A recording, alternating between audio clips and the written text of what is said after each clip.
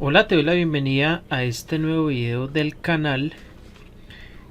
Vamos a comenzar con una subsección de videos asociada básicamente a estudiar ejemplos concretos en el cual nosotros podamos ver la aplicación de esas definiciones que hemos definido, valga la redundancia, porque no nos podemos quedar solamente en lo abstracto, ¿cierto? En la definición abstracta hay que saber como tal aplicar esa definición a nuevos objetos, a nuevos conjuntos. Cada ejemplo requiere su propio trabajo, ¿cierto? Requiere su análisis, por lo tanto vamos a estar dedicando otros videitos más a estudiar ejemplos concretos. ¿Listo? Este primer ejemplo que vamos a analizar bien detallado consiste en lo siguiente. Vamos a tomar como espacio de referencia un conjuntico bien conocido por todos nosotros, que es el conjunto de los números naturales, ¿cierto? En este caso yo voy a definir, ¿sí? Vamos a trabajar aquí con el conjunto de números naturales, comenzando desde el número 1, listo. El número 2, el número 3 y así sucesivamente, ¿cierto?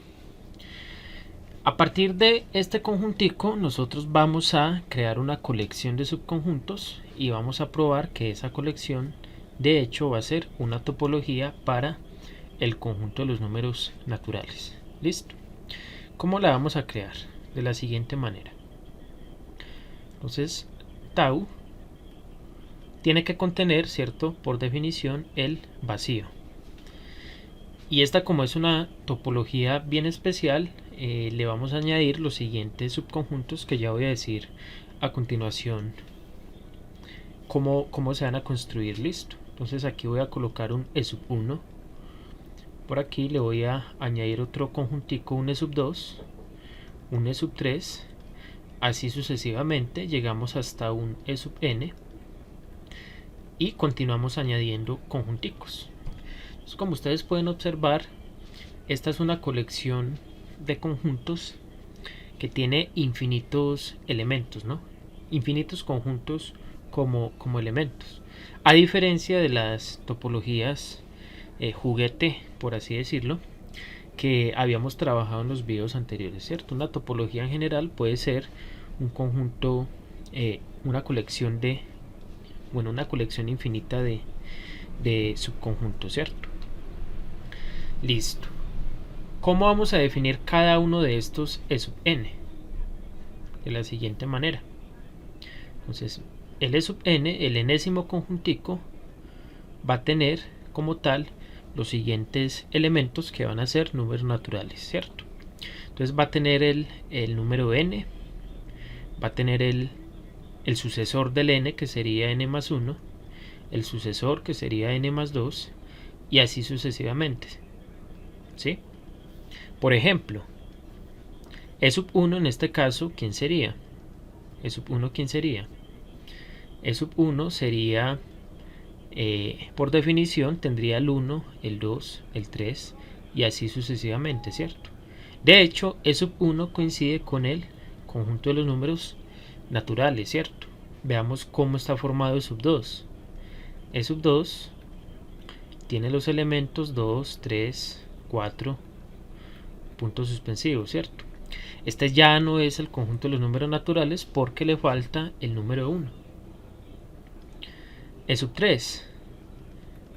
E sub 3 tiene los elementos naturales a partir del 3 en adelante, ¿cierto? O sea, 3, 4, 5 y así sucesivamente. Y así para cualquier otro e sub n que usted agarre aquí de la colección. Veamos ahora algunas características que tienen cada uno de estos conjunticos que hacen parte de esa colección.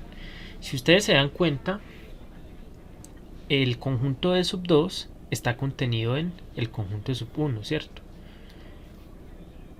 Entonces hagamos aquí esa cadena de contenencias. E sub 1, ustedes pueden ver que contiene a e sub 2. E sub 2, ustedes también lo pueden ver que contiene al conjunto E sub 3. O sea que a medida que usted vaya sacando más E sub n, ¿cierto? Cada uno de esos E sub n va a quedar contenido en el anterior, ¿cierto?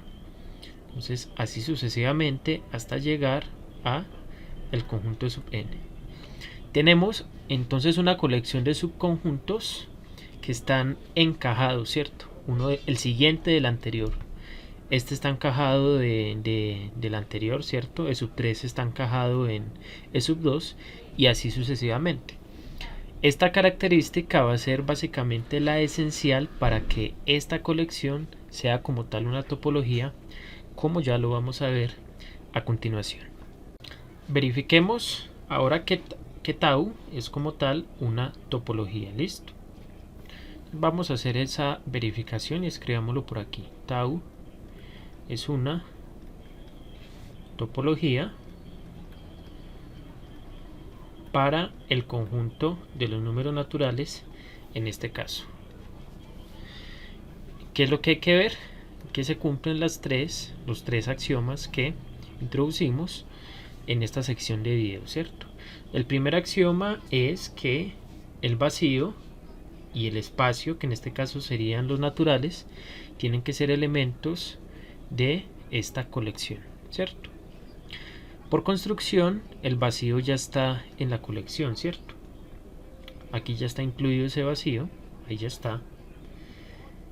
Y ¿qué resta verificar? Que esté también el conjunto n, pero si nos damos cuenta aquí por esta primera observación, E sub 1 ya es el conjunto de los números naturales, ¿cierto? Es todo el espacio. Y está aquí como tal ya en la colección. O sea que el axioma 1 se verifica inmediatamente, ¿cierto? Por la construcción, por la forma que tienen cada uno de esos subconjuntos. Vamos a verificar ahora la segunda condición, el segundo axioma, ¿cierto? Cualquier colección de subconjuntos que usted tome de esta colección, ¿cierto? Se debe de cumplir que la unión de todos esos conjunticos sea también un nuevo conjunto de la topología, sea un elemento de la topología. Entonces lo vamos a hacer de la siguiente manera, listo. Entonces yo voy a tomar una familia indizada de subconjuntos, ¿cierto? Pertenecientes a esa topología, Aquí yo voy a suponer que el conjunto de índices, en este caso, es un subconjunto de los números naturales. Inclusivemente puede ser el conjunto de los números naturales, listo. Es decir, y puede ser n, o bien ese conjunto de índices puede ser un subconjunto finito e infinito de los números naturales, ¿cierto? Ahí estaría. Entonces es una colección de elementos que pertenece a la topología. Y bueno, con i contenido en n, ¿cierto? ¿Qué pasa, por ejemplo, si i es infinito? Si ese conjunto de índices es infinito, ¿cierto? Suponiendo aquí que es un subconjunto de los números naturales. Entonces, ¿cómo va a ser esta colección de elementos, ¿cierto? De subconjuntos de la colección tau? Podemos suponer que es de la siguiente forma. Digamos, E sub n sub 1, E sub n sub 2, ¿cierto? E sub n sub 3 y así sucesivamente, ¿cierto? Donde n sub 1, n sub 2 y n sub 3 son números naturales. Y estos conjunticos pues están puestos en orden, ¿cierto? En orden creciente con respecto a estos números naturales, ¿cierto? ¿Qué es lo que tenemos que verificar? Que la unión de estos elementos esté.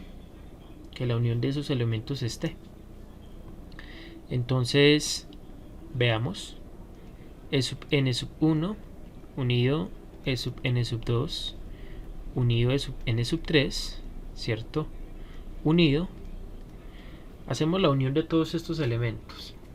Pero si ustedes se dan cuenta, por la construcción de cada uno de estos conjunticos, ¿cierto?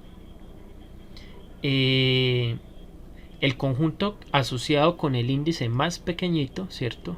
O sea, con el natural más pequeñito, va a ser el conjunto más grande, que va a contener a los demás, ¿cierto? Como aquí, por ejemplo, aquí tenemos que sub 1 contiene a sub 2, contiene también a sub 3. Y aquí el índice, este subíndice es el natural más chiquitico, ¿cierto? De esta cadena de subconjuntos. Pero bueno, como yo estoy colocando esta colección de manera ordenada, ¿cierto?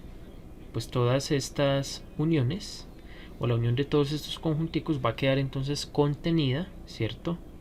Contenida como tal en E sub n sub 1, ¿cierto?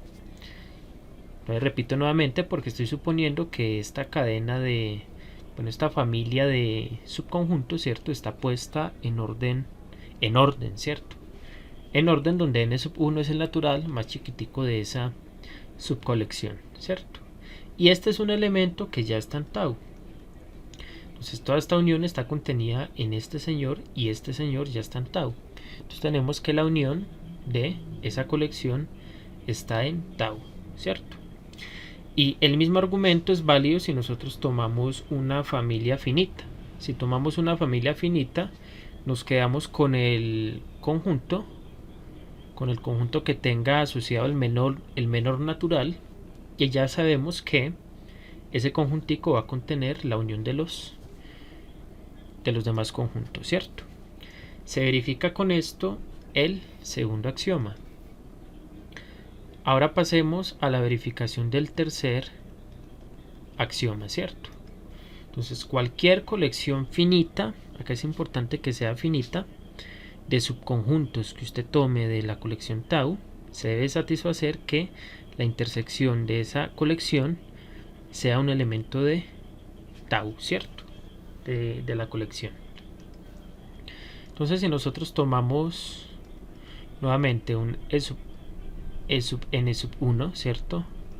Un E sub n sub 2 y así sucesivamente hasta llegar hasta un E sub n sub k en la colección, entonces debemos de verificar que la intersección de ellos sea un elemento de la colección, ¿cierto? Entonces vamos a calcular la intersección desde r igual 1 hasta k de los E sub n sub r, ¿cierto?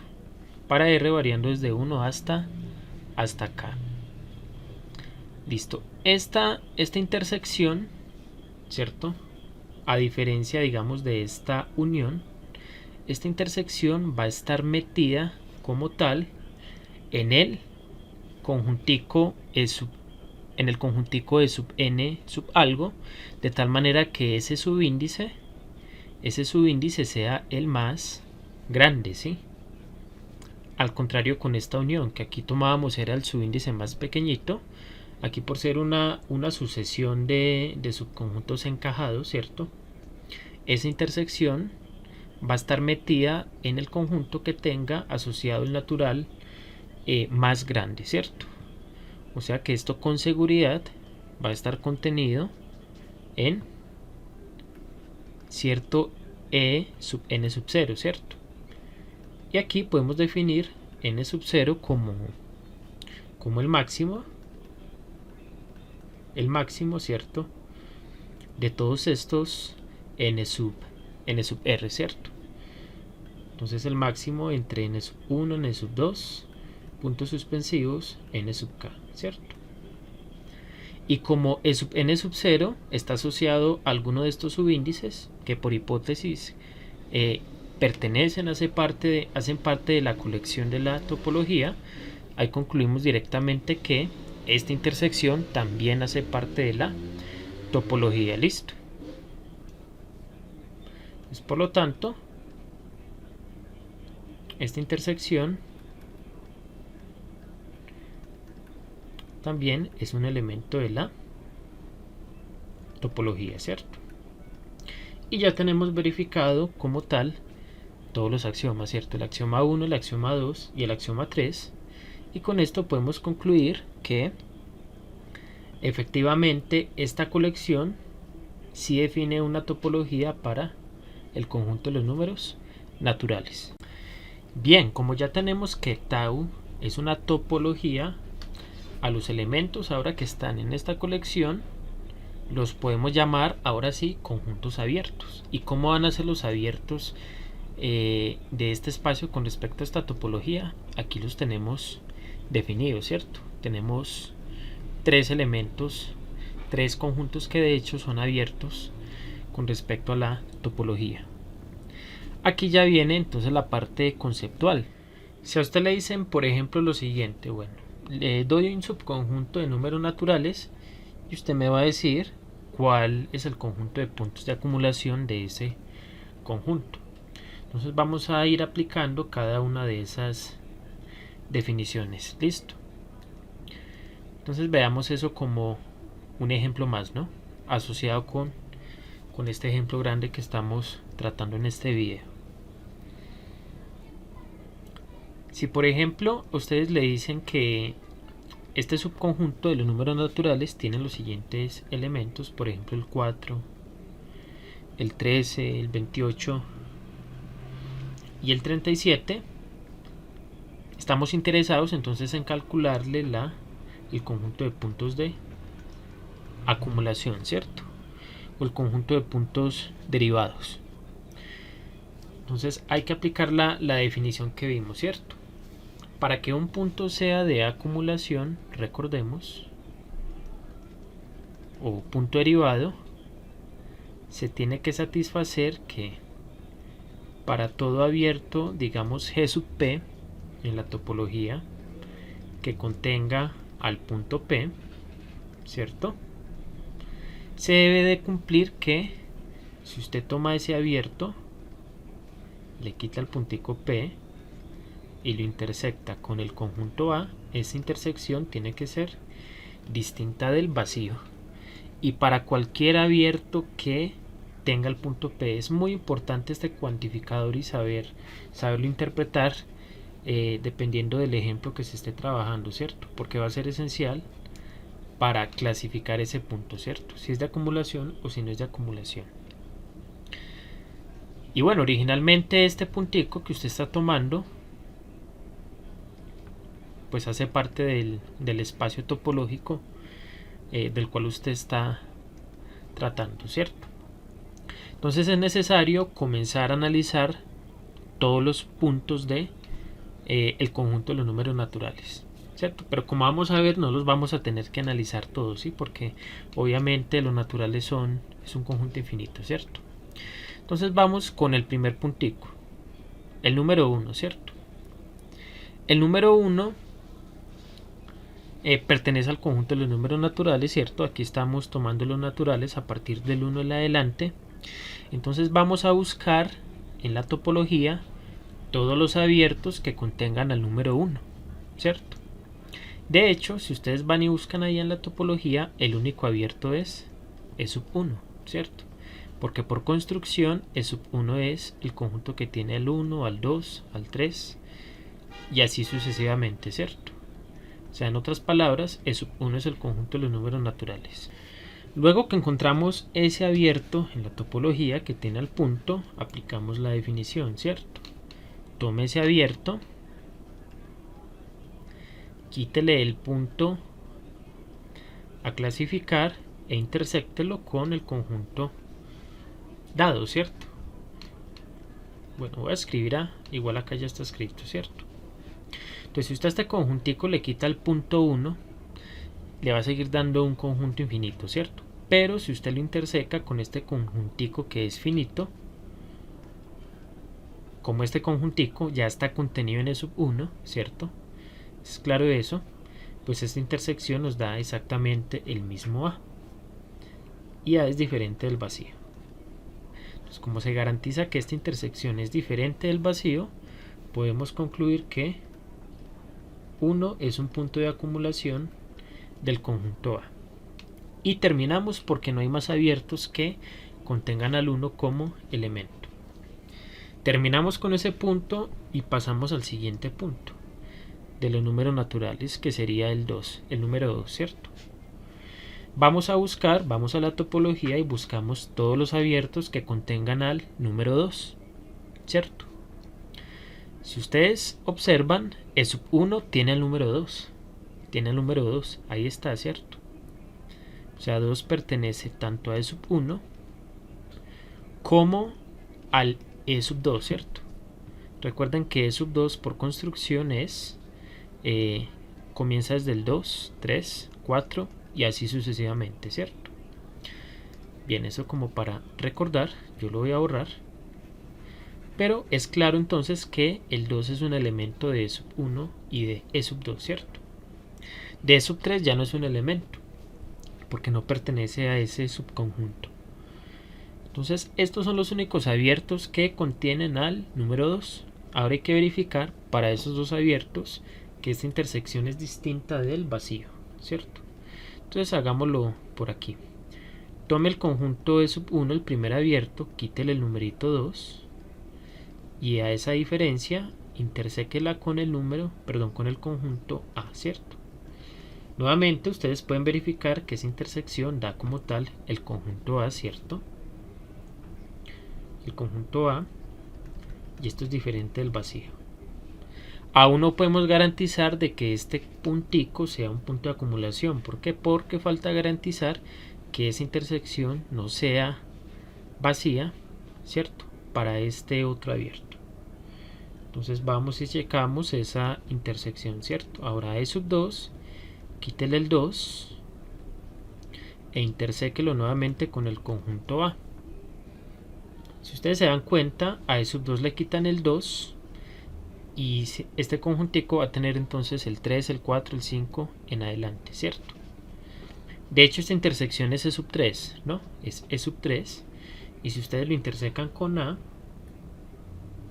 como el 2 no está aquí, ¿cierto? Les va a seguir dando el mismo A, que es diferente del vacío. Listo.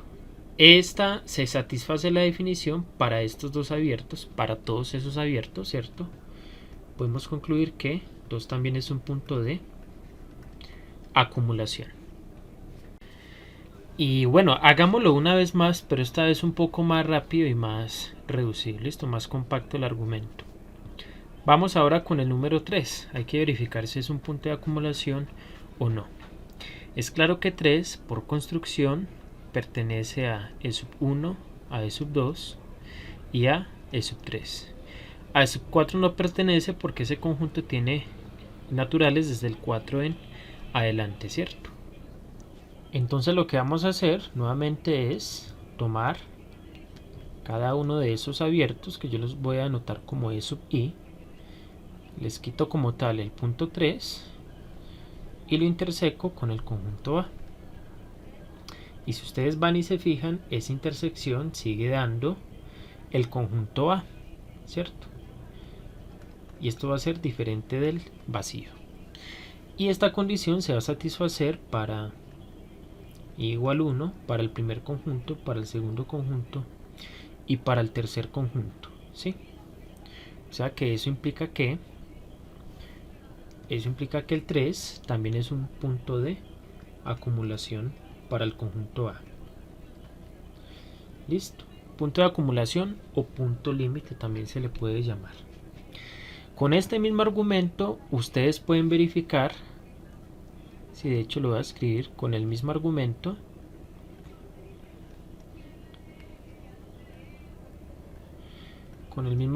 ustedes verifican que el 4, el 5, el 6, así sucesivamente, pues de hecho no lo tienen que hacer para todos los naturales porque es básicamente lo mismo.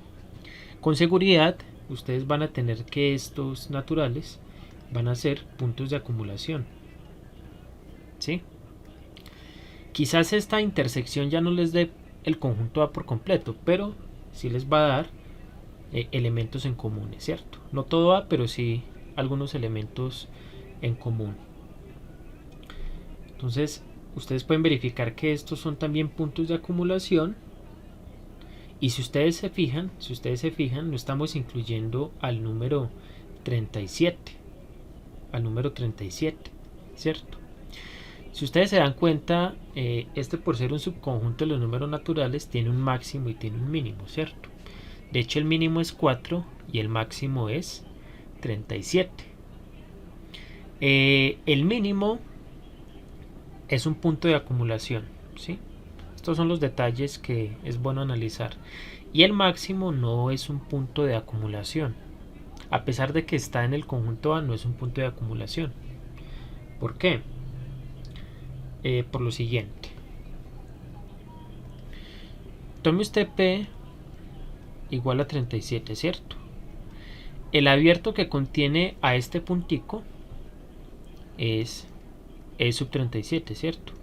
Y E sub 37 tiene los elementos 37, 38, 39 y así sucesivamente, ¿cierto? Pero si usted a E sub 37 le extrae el punto 37, ¿cierto? Le extrae el 37, ¿qué le da? Le da 38, 39 y así de manera sucesiva. Y si usted esta intersección la intersecta, perdón, si usted este conjunto lo intersecta con el conjunto A, ya no van a haber elementos en común, ¿cierto? ¿Por qué? Porque ese nuevo conjuntico tiene elementos que son precisamente cotas superiores del conjunto A, o sea, no están en este caso en el conjunto A. O sea que esa intersección le da como tal vacío, ¿cierto? Le da vacío. Les trajo el único elemento que tenían en común.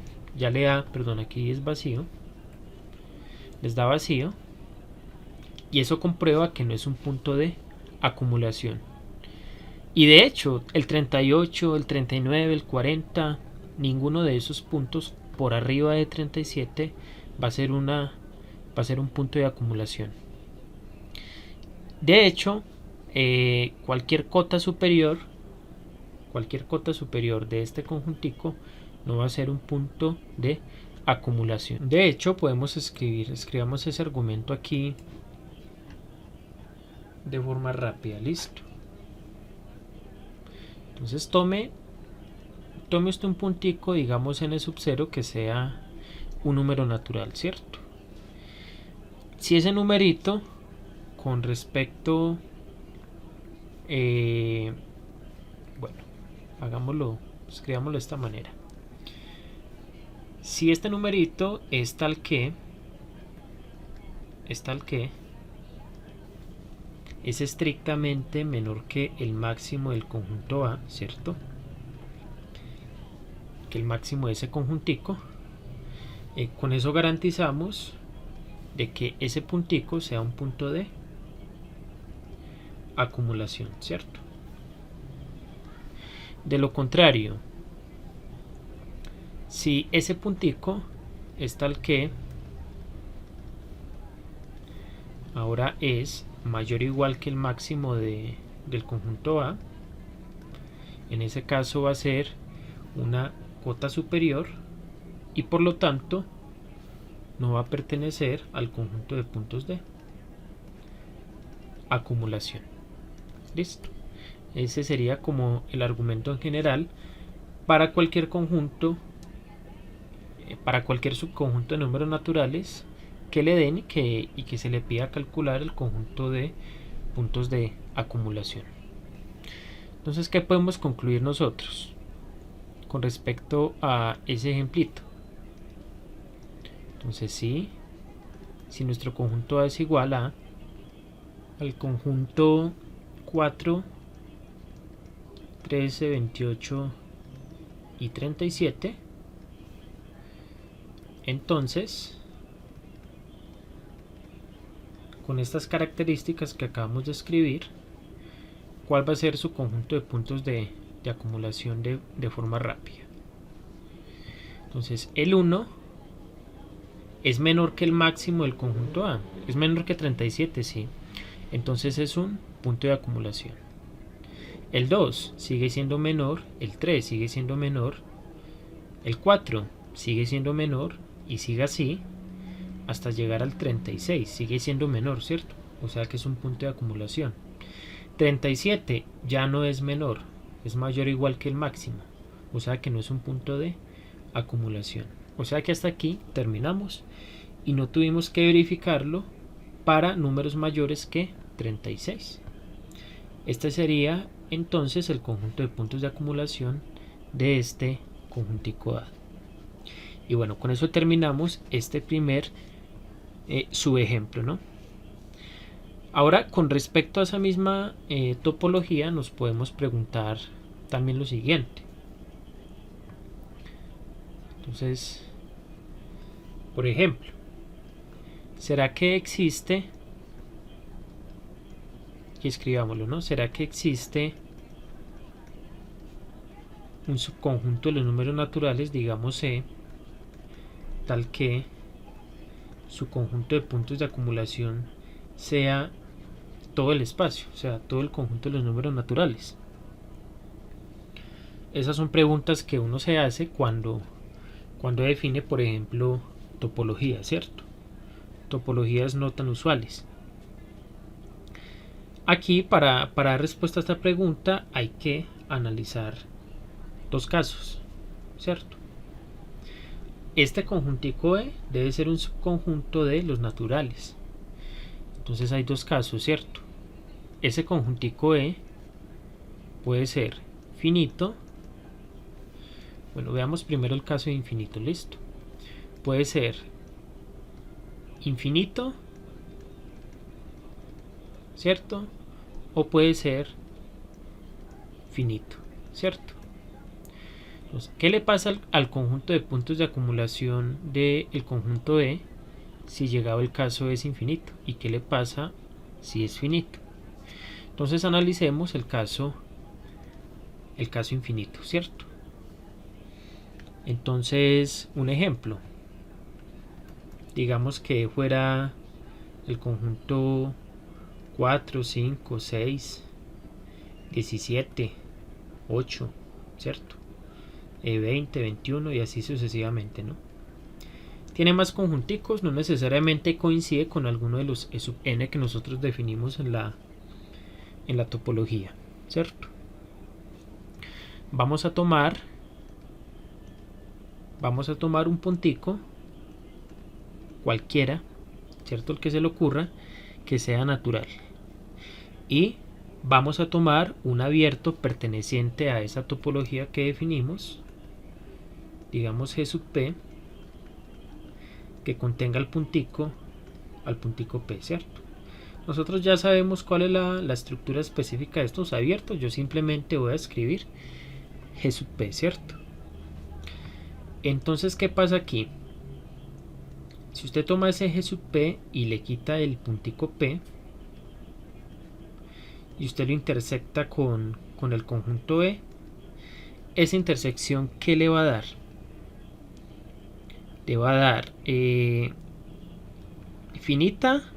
va a dar vacío o le va a dar diferente del vacío. Entonces pensemos un momento, ¿no? Entonces la respuesta es que tiene que ser diferente del vacío, ¿cierto? ¿Por qué? Este conjuntico tiene infinitos elementos, ¿cierto? Va a tener infinitos números naturales. En el caso, por ejemplo, en el que P sea igual a 1, si P es, por ejemplo, 1,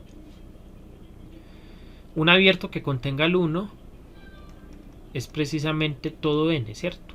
Todo n. Entonces, si usted a n le quita el número 1 y lo intersecta con este conjunto E, que sabe que tiene infinitos elementos, esa intersección le tiene que dar sí o sí diferente del vacío, ¿cierto? Puede que este conjuntico E, como usted lo haya definido, tenga el 1, pero como tiene infinitos elementos, esta intersección va a ser diferente del vacío. Van a haber elementos en común, de todas maneras, ¿sí? ¿Qué concluimos en ese caso? en el caso de que este subconjunto sea infinito, que para cualquier punto P que usted tome del conjunto de los números naturales y cualquier abierto que contenga el punto P, se satisface que esta intersección siempre es diferente del vacío. Y además, esto es válido para cualquier punto en el conjunto de los números naturales. ¿Qué estamos probando ahí con ese argumento?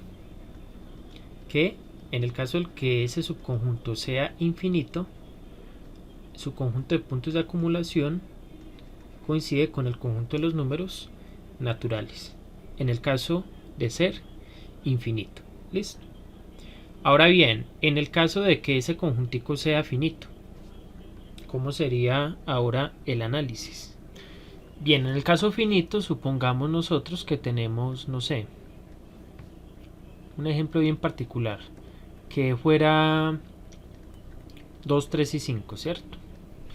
Ese es nuestro subconjunto. Y de hecho, para tener una mejor noción, vamos a graficar ese puntico en la recta natural, llamémoslo la recta natural. Aquí tenemos el 1, el 2, 3, 4, 5 y aquí coloquemos entonces el punto 2, el 3 y el 5, ¿cierto? Estos son los punticos que pertenecen al conjunto E. Y de paso voy a pintar una cota superior, el 6, ¿cierto? Una cota superior porque no pertenece al conjunto E. Bueno, puede pertenecer, ¿cierto? En este caso no pertenece y es mayor que todos los elementos de E. El 6, de hecho voy a pintar también el 7, sería otra cota superior. Entonces yo les hago la pregunta, ¿será que el 7 es un punto de acumulación de este conjunto? Entonces, para poder responder a esa pregunta, ¿cierto? Hay que buscar todos los abiertos que contengan a ese puntico y ver que la intersección de ellos con E sea diferente del vacío, ¿cierto? Quitando el punto 7. Pero yo voy a buscar exactamente un abierto que no satisface esa definición. Y de hecho 7 no va a ser un punto de acumulación, ¿sí?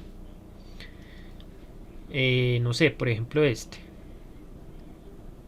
¿cierto? Pintamos todo esto hacia la derecha. Aquí yo estoy invocando, digamos, al abierto E sub 6, ¿cierto? Este por definición tiene los naturales 6, 7, 8, 9 y así sucesivamente, ¿cierto?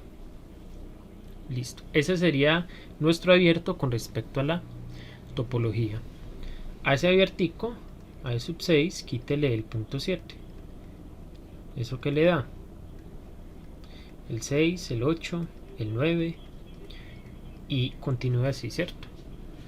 O sea que va a tener el 6, el 8, el 9 y los demás naturales que hayan por arriba de 9, ¿cierto? Listo. Este es un abierto que tiene al punto 7. Le estoy extrayendo a ese puntico, nos está dando este conjunto. Y ahora, si ustedes efectúan la intersección, ¿cierto? De hecho, hagámoslo acá. Con el conjunto E, que sería 2, 3, 5. Noten que hay una abertura entre este conjunto y este conjunto, ¿cierto? Entre E, esa intersección que les da el vacío. Entonces hay un abierto que contiene al punto 7, cuya intersección es vacía con el conjunto E, quitándole el punto, ¿cierto? Eso nos dice que 7 no puede ser un punto de acumulación, ¿cierto? Entonces P igual a 7, numerito natural, ¿sí? Entonces tomamos un puntico que pertenece a los naturales, tal que no pertenece al conjunto de puntos de acumulación de E. ¿Eso qué nos indica a nosotros? Que el conjunto de puntos de acumulación de E está contenido en el conjunto de los números naturales.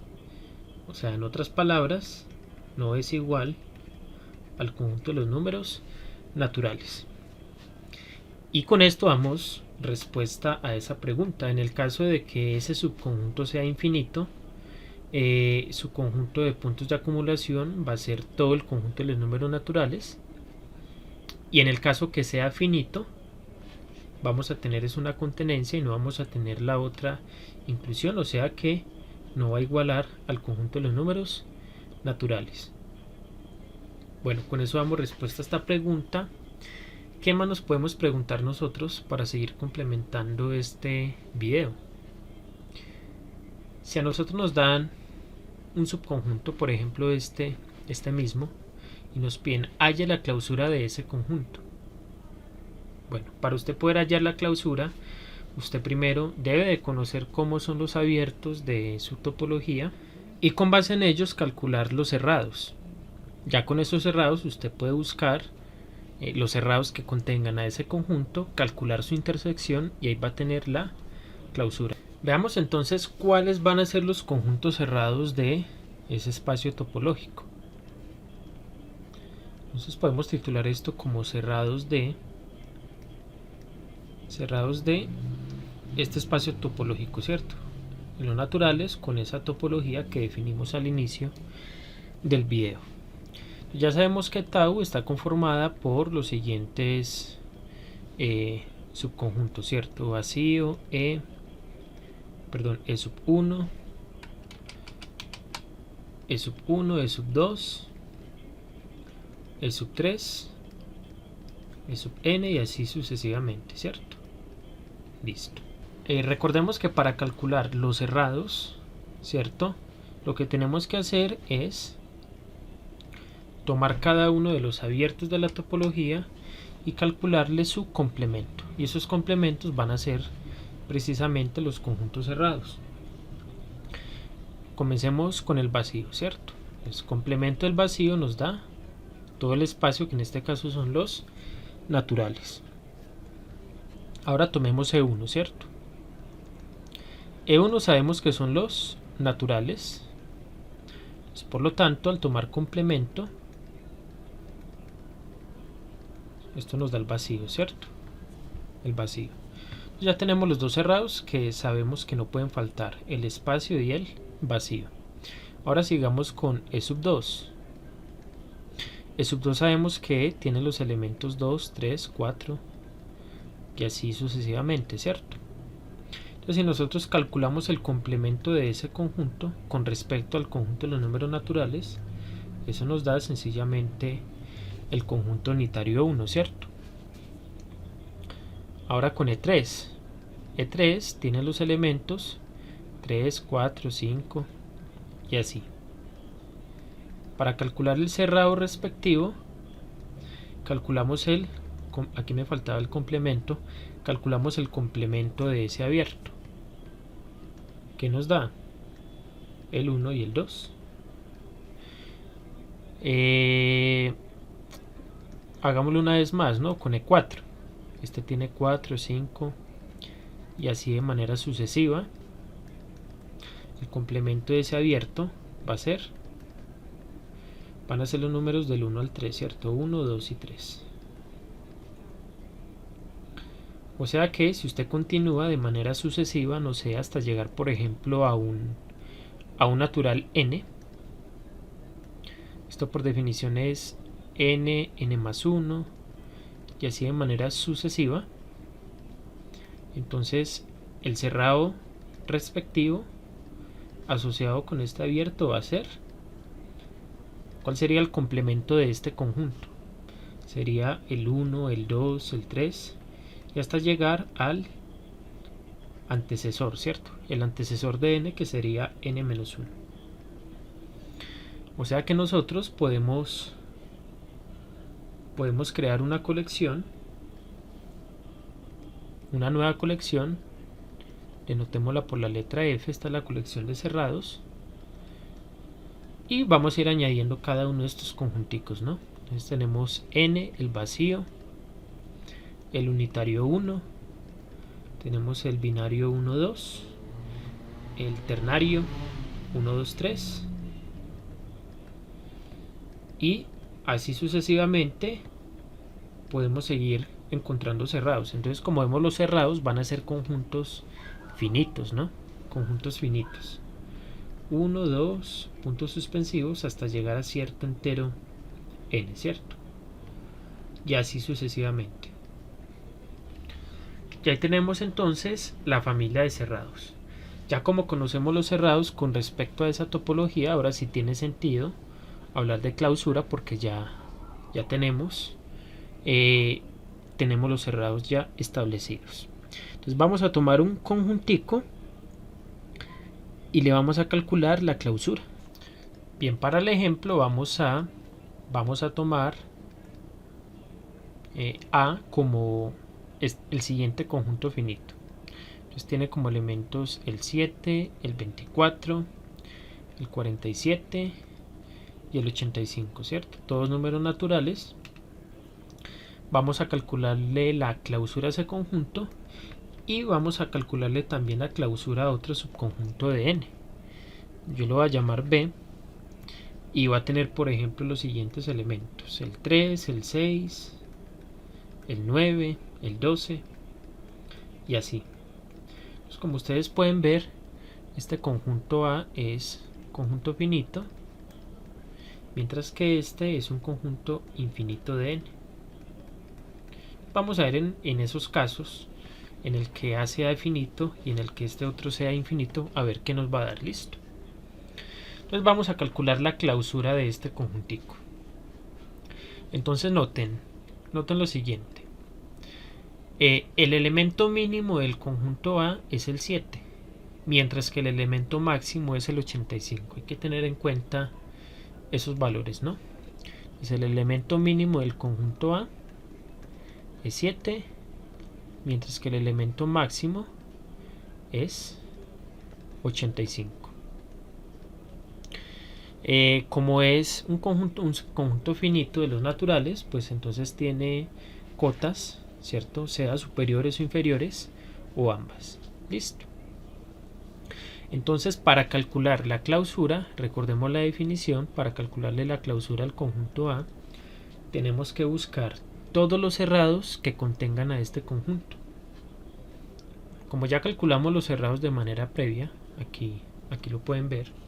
Entonces analicemos qué cerrados contienen al conjunto A. El primero, obviamente, todo el espacio, ¿cierto? Entonces colocamos todo el espacio. El vacío claramente no contiene el conjunto A.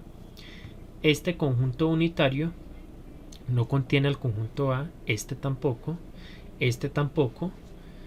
Ahora el conjunto 1, 2, 3, 4, el siguiente a este, tampoco contendrá el conjunto A.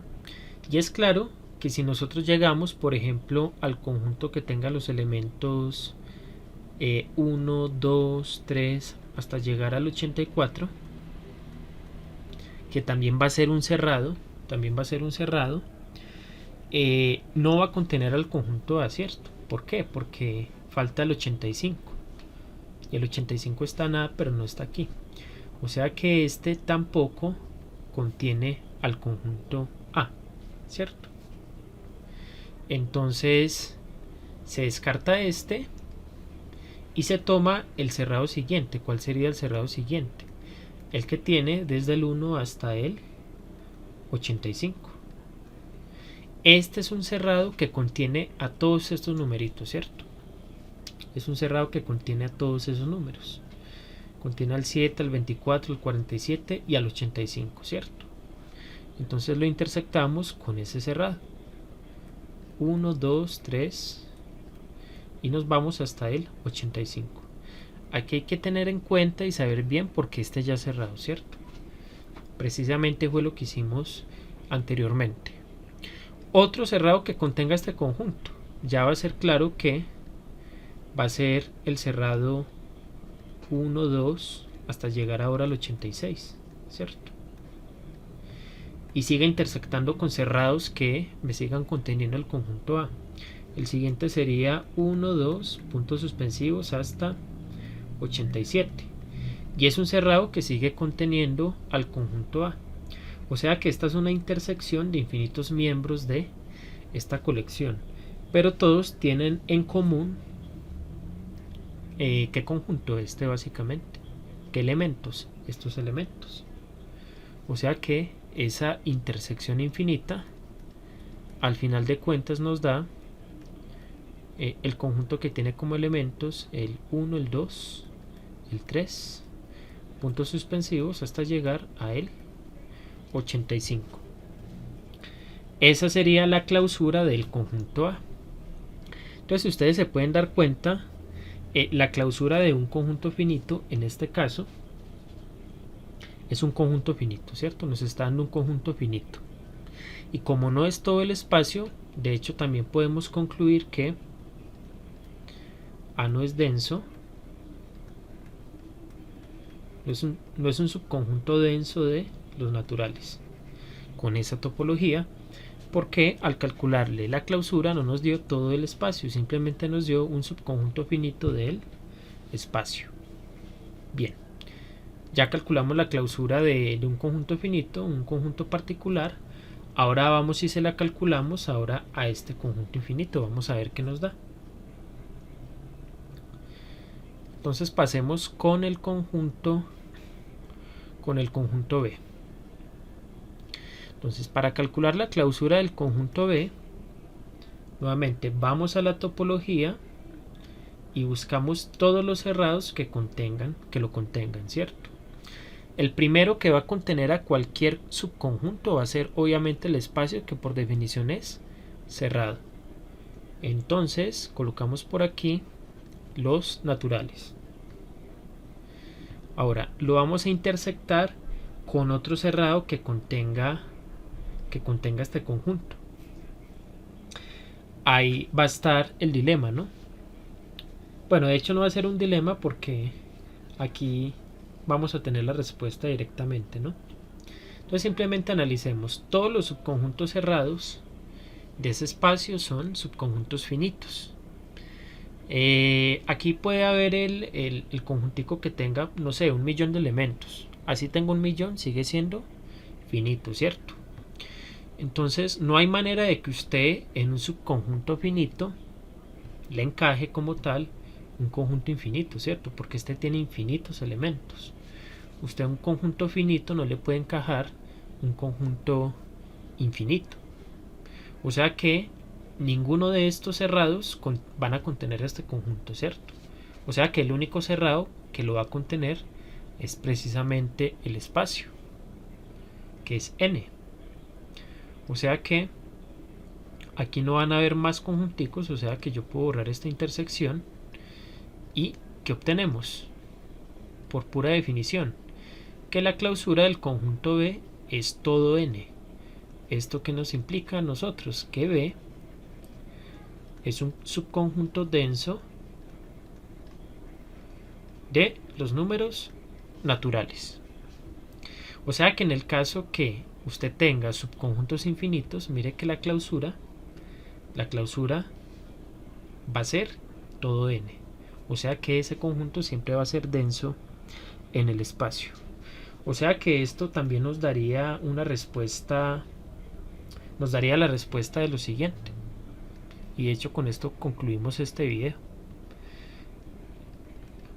Nos podríamos hacer una pregunta similar, así como lo hicimos con el conjunto de puntos de acumulación.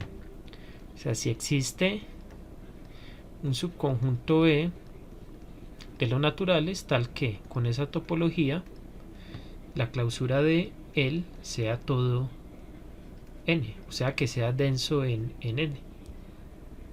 Entonces este ejemplo nos dice o nos muestra que la única manera en que esto ocurra es que ese subconjunto tiene que ser un subconjunto infinito de n. Si no es infinito, no se garantiza que sea denso en el espacio.